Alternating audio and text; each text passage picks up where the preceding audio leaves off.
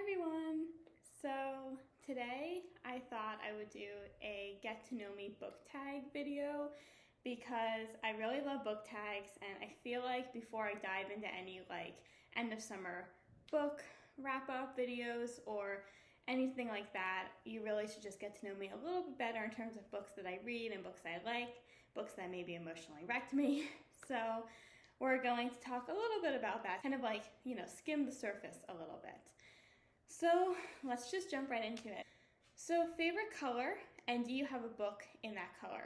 So my favorite color is purple, not this purple, more of like this type of purple. And yes, I do have a book in this color.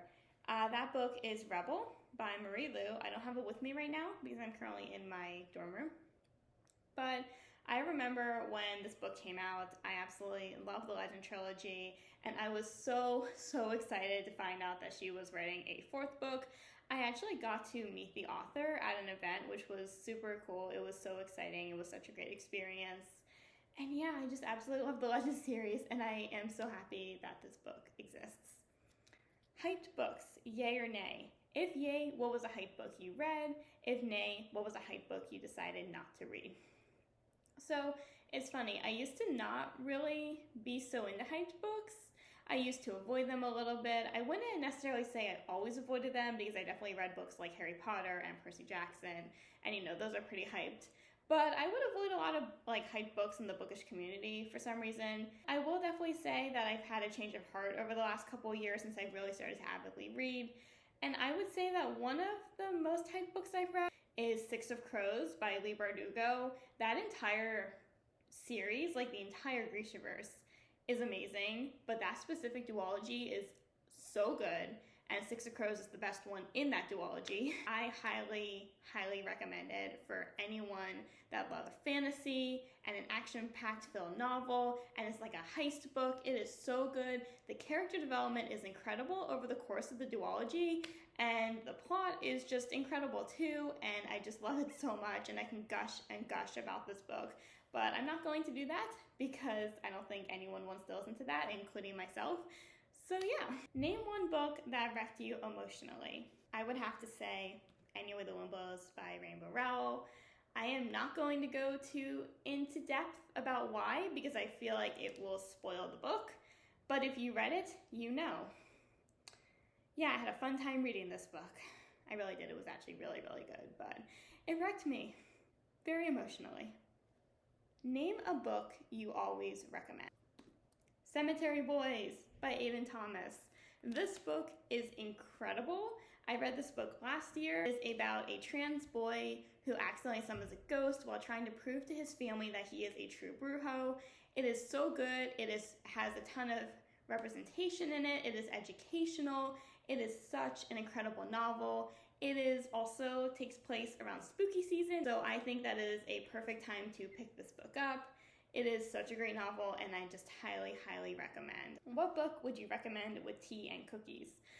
So this is gonna sound like kind of a weird answer for this one, but I would recommend Blue Lily, Lily Blue by Maggie Stiefler. The reason I recommend this one is because one day when I was reading this book, I got to a scene where a character was drinking tea, and I immediately had such a strong craving for tea. I got right up in the middle of the chapter, went to go make myself some tea, and then went right back down and kept reading. And it just made me really want to drink tea.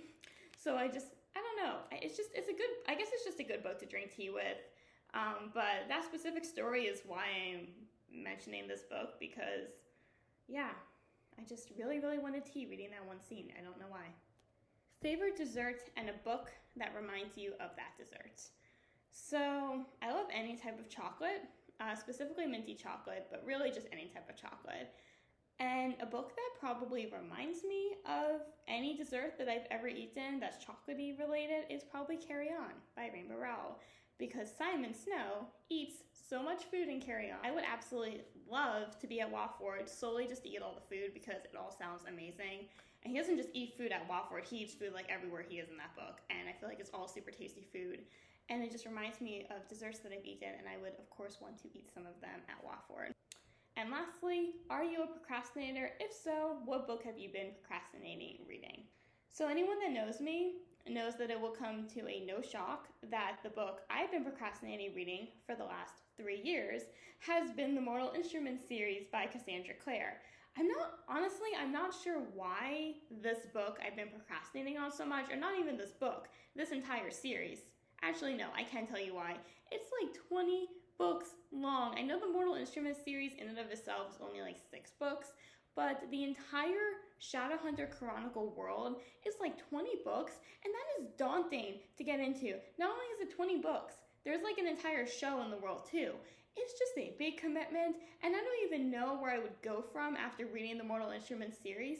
So if any of you have any recommendations as to where to go after reading that series, please let me know, because I really have no idea. I really want to read it, but knowing me, it'll probably take another 3 years to actually read it and get into it. I even carved out like a section of time to read it in the spring and like never got around to that. So again, if you have any recommendations or any like tips on how to get into that series, maybe I'll end up reading it a little bit faster. That was the get to know me tag. I hope that you got to know me a little bit better and like my book preferences, my book tastes, and some of the experiences I've had with reading in the past. And yeah, I hope that you liked this video, and if you did, I would love to see you around again. Have a great day, everyone. I'll see you later. Bye.